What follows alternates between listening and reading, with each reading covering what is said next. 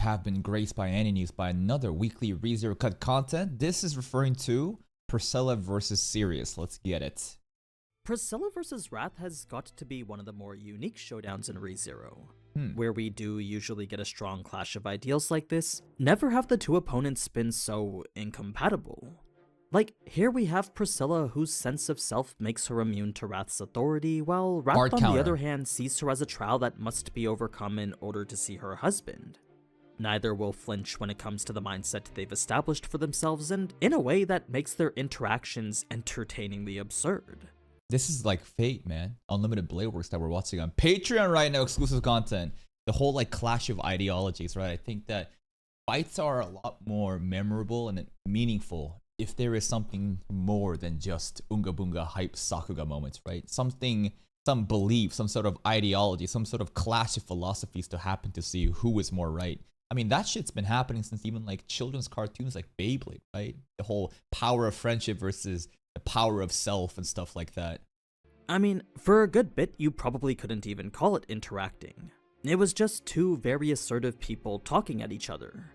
Liliana's place in this was also a bit more than what we saw in the anime, so if you want to see the full extent of this showdown with Princess and Songstress, stick around since this'll be everything left out from the anime. But first, before we get started, ad segment. To start things off here, no ad segment, alright. At the plaza in front of the control tower, Priscilla's real objective was never to defeat the Archbishop, it was instead simply to reclaim the floodgates. Should that happen without having to confront Wrath at all, then Liliana was happy to complete the mission without a life-threatening battle. Well, Sirius's debut would shatter any hopes of that, charming Liliana in the process with her authority. There was, however, a question Liliana would ask prior to that, and that was whether Kiritaka was okay or not. Oh, since her someone man, was preemptively killing members of the council, Liliana wanted to know if Kiritaka had survived. See, that's why I assumed that Kiritaka died as well by the hands of Al. Al, I think it's pretty much confirmed that he is the one that killed off the 10 councils, right? I don't think the anime explicitly said it, but it is so painfully obvious if you think about, again, the incentives of, you know, what works for us. Why do we need to kill him? Because they have the secrets to get to Tifon's remains, right? That's like the secret that they have. So Al probably went around and killed them all, right? And that's why he also flooded the gates and shit, and it all helped us out. But Kiritaka got away with it.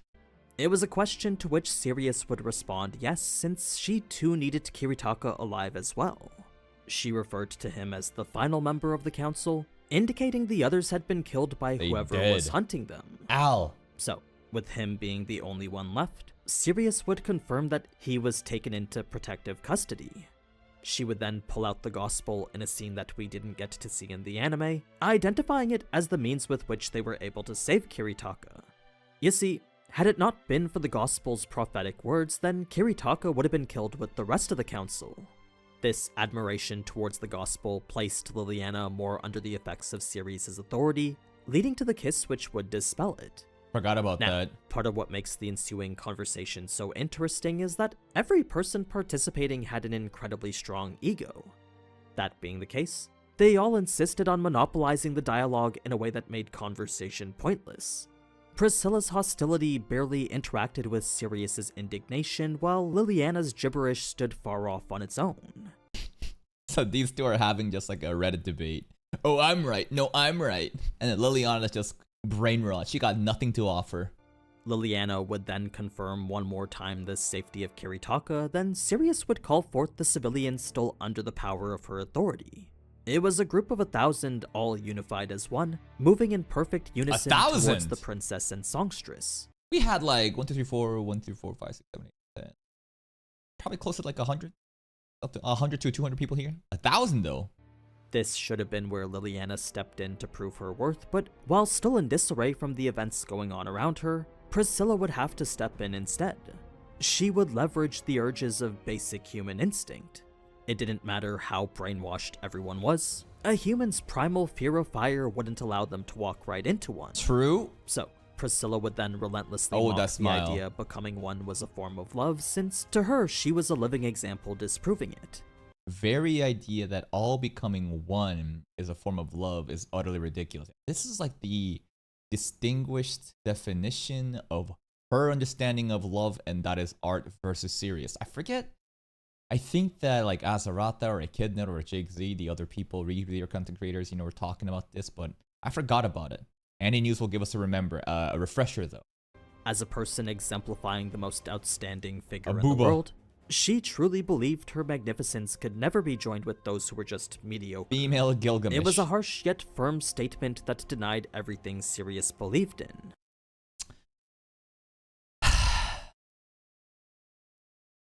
What is going on? Your YouTube channel can see the ceiling. You are live. I feel like it's important to once in a while do this. All right.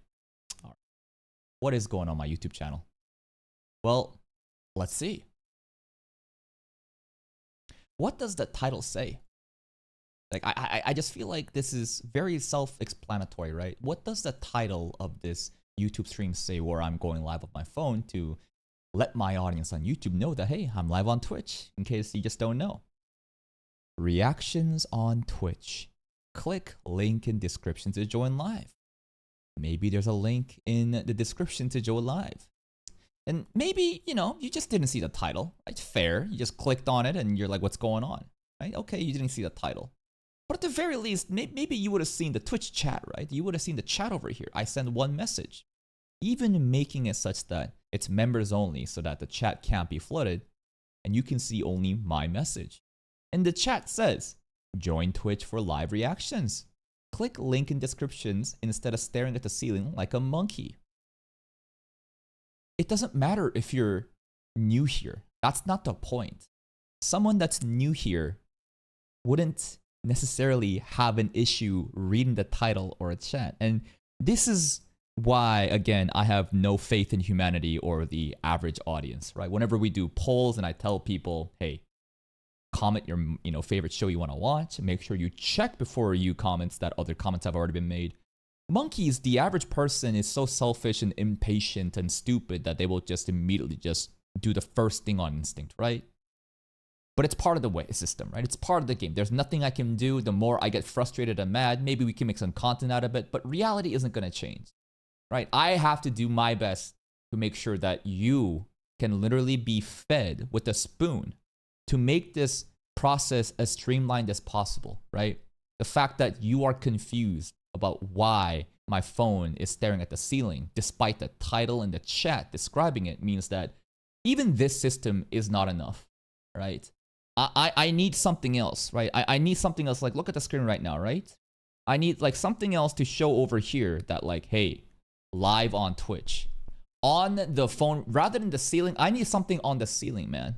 To let people know, go to a Twitch.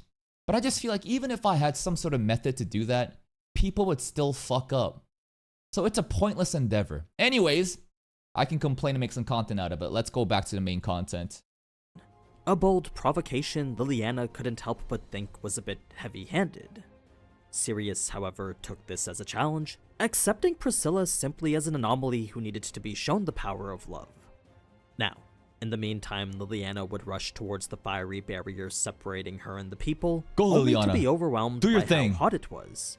The thing about this fire, though, is that unique. Although it maintained its heat, it didn't actually burn her. That's right, it's like a selective thing a Priscilla can choose who gets burned or not. So, while this white flame was significantly hotter than a normal fire, it couldn't burn her or even leave a mark. The only thing she felt was the pain from how hot it was. Naturally, this prevented her from singing to the best of her ability, and that was a problem Priscilla was very much aware of. Sirius wouldn't give her time to find a solution though, since her omnidirectional assault kept her very much occupied. Defending against it wasn't really that much of a problem, but helping Liliana in the process was where things started to get tough. And another thing is, Jesus, Priscilla asked right over here. Another thing is, Priscilla could have won whenever she wanted to.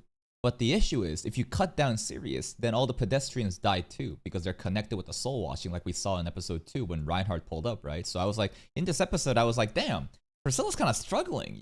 I thought that, she would pull out the Yank sword and just get it over with, but then I realized, oh, right, I forgot that. We're literally getting held hostage, and Liliana has to do her thing, and then she can pop off. Liliana's encouragement did enhance her momentum though, so that in turn made navigating the chains a whole lot easier. It was an epic clash between elegance and ferocity. Where Priscilla's sword dance was this Long hair graceful display Priscilla. of movement, Hair down. Sirius's performance was more this fierce mishmash of incomprehensible motions. To anyone skilled with She looks such funny. a weapon, though, it was clearly technique developed through years of rigorous training. So, it was evident by the effort being put in that this battle was important to her as well. Not only was Priscilla fighting for something important herself, Sirius too fought to prove that no matter the heart, there always remained the possibility of change. To her, so long as you were alive, feelings could grow. Okay. Obviously, not much progress was being made on conveying that, which is why she would proceed to name drop the stories we saw in the anime. Yeah, what's that about? This instantly got under Priscilla's skin, leading her to charge head-on without regard for anything else. I guess we're just not supposed to know that just yet. I thought that those were like book titles or figures of the past, and something about that triggered Priscilla so much. I thought that maybe it could be even Priscilla's mom, sister, family, but we didn't really get any explanation afterwards, so I guess we're just gonna have to wait for a Priscilla backstory. But I feel like giving Priscilla a backstory is dangerous, right? Whenever important characters like that, your backstories are getting held off near the end and you get it, like there's a good chance that those characters die, right? It's like, it's such a classic thing to do, but hey, fingers crossed, we'll see what happens. Like, it didn't matter that killing Sirius would have killed every other person present, since in this moment, Priscilla just wanted to kill her. Her desire was solely that, and it didn't matter who else would have been lost in the process, Liliana included. Okay. Now, this No attack crash out, would have though. cut Sirius's head clean off, if not for a phenomenon that shouldn't have been possible. You see, right before Priscilla was about to strike, her momentum had slowed completely. It was as if time itself had turned against her. Okay, Dio. This was a common trope Liliana recognized as time seeming to move slowly just before death, except here it was happening to only Priscilla.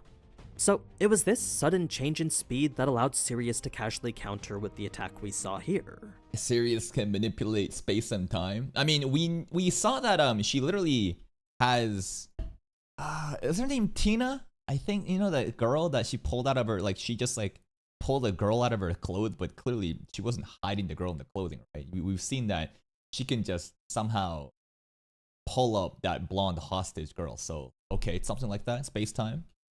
As for what it was that triggered Priscilla, the names mentioned were all famous stories from the past. Stories, okay. Not a single one Liliana hadn't heard herself, and she'd even earned her keep performing some of them.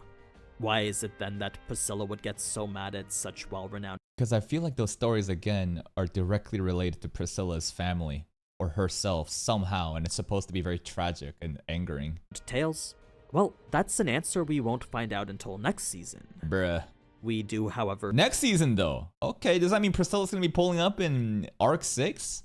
And the promo pictures and posters, it just looks like Anastasia, Julius, and our crew was there, right? I thought that Priscilla's gonna get benched until many arcs down the line, but okay. discover the logic Sirius herself abides by, and that's all built off a foundation of mutual understanding. You see, she was a firm believer that by sharing the experiences of others, only then could one start to love one another. To her, it was the human ability to feel empathy and sympathy that made all this possible. You need the connection. And while it did make sense on paper, the level she took it to was far too extreme. This, however, was logical enough to convince others, so unless you had an unbending sense of self like Priscilla's, Sirius's tempting words would go on to affect anyone who could hear them. Basically, she can just gaslight you and everyone will just go along with it. But the perfect counter is an arrogant girl whose sense of self is so strong that like you can't. It's literally the ideal matchup. It's basically it's like, imagine being such an egoist. She'd be so good in Blue Lock, man. Perfect egoist Priscilla overrides soul washing just because she's built different. Want to affect anyone who could hear them. Now, the reason Liliana found this so ridiculous is because, as a person with the unique ability to hear all the voices around her at once, she knew there could be an infinite variety of similar voices while none exactly the same. The same could be said for emotions too, so after seeing the state of the people around her, she knew from experience that what Sirius was saying was wrong. Like, sure, everyone in a crowd could be smiling, but that didn't mean that they were all feeling the exact same thing. It was this manufactured equality that Liliana found disgusting, leading her to prove her point with her music. such a rejection had come off as quite a shock since it wasn't a strong sense of self-enabling at this time. No, where Liliana's passion came from was her pride as a minstrel. Her understanding of others was what allowed her to overcome Sirius's authority too now. Okay. This led Sirius to engage with a more intense offense than before, forcing Priscilla to take a more defensive approach. I thought it was just Priscilla kissing Liliana, but okay, she has like... she can also override it because she understands other people's feelings too, by being a minstrel. Sure. Once again, this wasn't because she was weaker though, but was rather because she couldn't do anything And to she's holding attack. back. If she did, and she certainly could, Everyone would die. Priscilla was well aware of the massacre that would come as a result of it. That being the case, what we saw here was simply Priscilla stalling.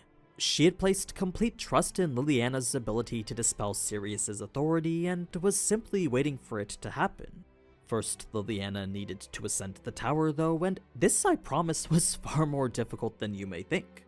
Like, imagine running through the flames of a burning building, minus any of the permanent damage to you. You can still feel every bit of the heat, but it's just you don't get burned or injured from it. Easy, just ignore it. So imagine the feeling of getting burned without it actually happening, then imagine experiencing it relentlessly multiple floors up the tower. So hold up. You do get burned mentally. So I was under the impression you could feel the heat, but it's not painful. You know, like she could selectively choose who gets actually pained off. But oh, okay. It literally hurts you, but it doesn't hurt you. You don't have physical damage from the burn, but you still feel the burn. That's kind of fucked up. This was the pain Liliana had to fight through, and it would continue for the duration of her song as well. As unbearable as it was though, She gotta play her song while getting burned. Okay. That kind of makes it even... Yeah, I mean, in the end, it didn't really seem like that, but now we hear more of it. It's kind of... Damn. Like, imagine trying to, like, sing a song or play an instrument or do something while you're literally feeling the pain of fire burns. she knew she needed to follow through with her job before succumbing to it. Now, this is where we get to Liliana's life story, which for the most part was depicted accurately. This backstory is, again, funny and fucked up. I don't really blame her parents in a sense. A lot of people have differing opinions from the cut content, but as an anime only, what do we see? Liliana ran away from home because she was tired of doing no-name jobs. Mom and dad chose to go to lesser cities because it's less competition to capitalize in the markets there. Good business strategy, and Liliana said, fuck you, I'm leaving. Should mom and dad have kept her behind? Maybe. Different place though, different society, different culture. A lot of mouths to feed. Liliana being gone, honestly, I guess might be a little burden off, but you shouldn't see your offspring as like a burden like that, right? It's your responsibility. Anyways, later on, when Liliana is wearing a paper bag over her head and sees mom and dad walking down the street with another child, Liliana's crying. Because I guess she's been replaced. But like, do you blame the parents for making another kid? Because their child ran away, presumably dead, never to see again. I just feel like it's hard to blame the parents in this situation when this child just ran away. Without extra context, I just don't really see the hate to the parents. An important aspect I believe needs to be explained a bit more though is the realization that her identity wasn't what she thought it was. You see, Yeah, she realized that she's not a hero. She's like, damn, if I was truly, Reed, the first Source Saint or whatever, right? Then I wouldn't be struggling this hard. the heroes she thought were her friends in the stories she sang about were actually nothing more than strangers completely unrelated to her. Too parasocial. Sure, Liliana could love them all she wanted, but at the end of the day, they could never love her back. This led her to feel incredibly worthless, and it made her question why she was even doing what she did in the first place. Yeah, why are you doing this, It huh? was after 4 days of overcoming sickness consisting of every ailment imaginable that finally Liliana would gain inspiration of her own. What? Her 9-year She's like delirious. 4 days of just suffering every type of ailment? Jesus. Her journey on the road had led her to this. She had finally come to understand how to create true music. Everything she sang before was something else entirely, but this right here was something she could call her own. So instead of singing tales of other heroes, she's deciding to sing other songs that has nothing to do with parasocial relationships to heroes. That's what gives her a new path forward? It was a gift and a send-off to the heroes she once thought of as irreplaceable friends. From here, she would rediscover what singing these pieces meant, and in the process commit to creating the relationship she wanted with those she could actually call her friends. Okay. Her dream, while still to be the minstrel queen, also now included bragging about how amazing her actual friends were. Let's go. That was a massive turning point for her back then, and her song here on top of the building was a turning point for her now. The way she felt singing here was the same as when she sang for the first time as a true minstrel. The pain from the flames certainly made her want to cry out in agony, but knowing so many people were waiting to hear her voice helped her to push through regardless. Now, normally Liliana's song wouldn't have been able to reach anyone, but what awakened during this pivotal moment was her blessing of telepathy. Huh? Until now it was nothing but a simple boon, but here it transformed into the true power it was meant to be. Okay. As the novel describes it, it was a divine manifestation of musical powers supported by her true strength as a singer. A heavenly... Okay. I mean, how do you expect people to hear her voice on top of a building this far away? So there is, like, but it's like anime logic. It's just like long distances and people hearing or not, I just turn a blind eye to it because it's like it's a trivial thing. But here, no. She literally unlocked telepathy and was singing into the brains of the other people. Okay. gift birthed from her resolve to lay everything on the line here. This wasn't something Liliana was aware of herself, but it was exactly what was taking place while she was singing. Okay. Despite the building burning hot enough to cook a steak all the way through, Liliana's burning feet were of no concern when it came to the song she was singing. It was a display of dedication that— Jesus Christ. Liliana fans. Man, Otsuka, ReZero light novel artist, man, he is a diabolical person. Absolute lolicon. If there is truly a lollymancer to be condemned in the show, it's not Natsuki Subaru, bro. It is the artist, right? It is the artist of the light novels that demonstrated her worth beyond just mere amusement.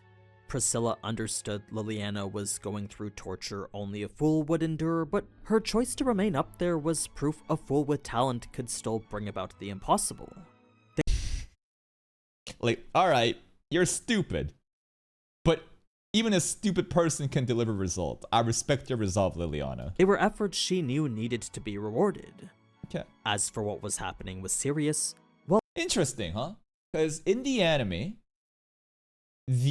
only logic of how Liliana overcame her, like, basically midlife crisis, now it's like a quarter life crisis, is she's like, oh man, if I was truly, you know, like a hero, like Reed wouldn't be suffering like this. And she just basically hallucinated and just was hungry and just, you know, just suffered in the wilderness. And then after night passes, dawn rises, and she has this like reflection that, oh, no matter how much you're suffering, a new day will rise, right? It's that corny when there is darkness. It's like darkness is, it's like light is after darkness, you know? It's like when the night is the dark, you know, you have to expect the sun to come up. So she takes that and she's like, all right, I can just move forward. But in the actual source material, it's, damn, I'm way too parasocial with the people that I sing about. Let's stop doing that. Let me sing about my friends. And then she moved on. Okay. Well, Liliana's song was something of the same essence of her authority, except the way it brought people together was fundamentally different. Yeah, darkest her before the song dawn. allowed That's the people one. to understand each other through a different means. This meant her blessing was on par with Wrath's authority, and What? if strong enough to overcome Sirius herself, the effects of it would channel through her authority and spread to every person across the city. Damn, That okay, was the true Liliana. nature of Liliana's music now. Power scaling going crazy. Sirius's true nature would be revealed shortly after as well. Oh my goodness, this art. You can feel the wrath. Since in a fit of rage, she would release all the bandages covering her body. Release? What hid underneath were the golden chains wrapped around her torso and limbs, flesh and blood oozing from the parts they clinged onto. What? This never got shown in the end. She ripped the band-aid off? She had... Okay, the chains were just like more underneath? This allowed her to unleash the full potential of her weapons, but at the same Oh, we did see it. Okay. My bad. Well, it just looks like the chains are just coming out of her body, but I thought that like the band-aids itself all got like removed, but here it is. But at the same time came at the cost of her skin being peeled, flesh being shredded, and bones being ground away. Ooh. The blood would then be turned into fuel for her own flames, creating this massive tsunami of fire that should have turned Priscilla into cinders. This would have been the outcome for anyone, but Priscilla possessed her Sunlight Blade. All it took was a single swing of Sunlight Blade? The Yang Sword. It's basically the same shit, right? The Sun Princess, Sun Sword, Yang Sword, it's the same shit. Of this legendary magical sword to dispel the fire. This, however, was just a distraction, and before Sirius could even see the result of her attack, she was already running straight to the tower, intent on tearing it down. Priscilla would catch up to her before she could, but a surprise attack from another chain hidden under the bandages of Sirius's leg landed a direct hit, stopping Priscilla in her tracks. Once again, no damage was done, but the opening it made gave— That's right, Priscilla's power, right? To basically have extra lives using whatever she deems valuable, which is a lot of the accessories and different necklaces and pendants and shit like that. Wonder if she can do that onto a living person, though. Damage was done, but the opening it made gave Sirius enough time to topple the tower like how we saw in the anime. It was a move which should have put an end to Liliana's song right there and then. This is pretty sick, though. As the building was collapsing, she still sang Aura. If not for her resolve to see things through fully. So, as the floor crumbled beneath her, Liliana continued singing, knowing that the moment she stopped, Wrath's authority would take full control again.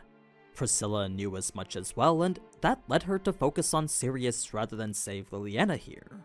That being the case, what came as a result was the final clash between two people whose system of values were utterly incompatible.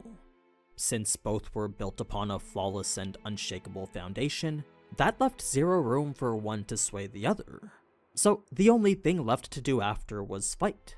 Priscilla couldn't even care for the trivial problem that was Tina, and proceeded with—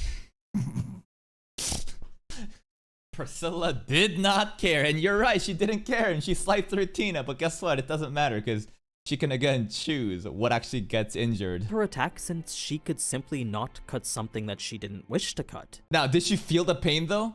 That's what I want to know, because the flame stuff, okay.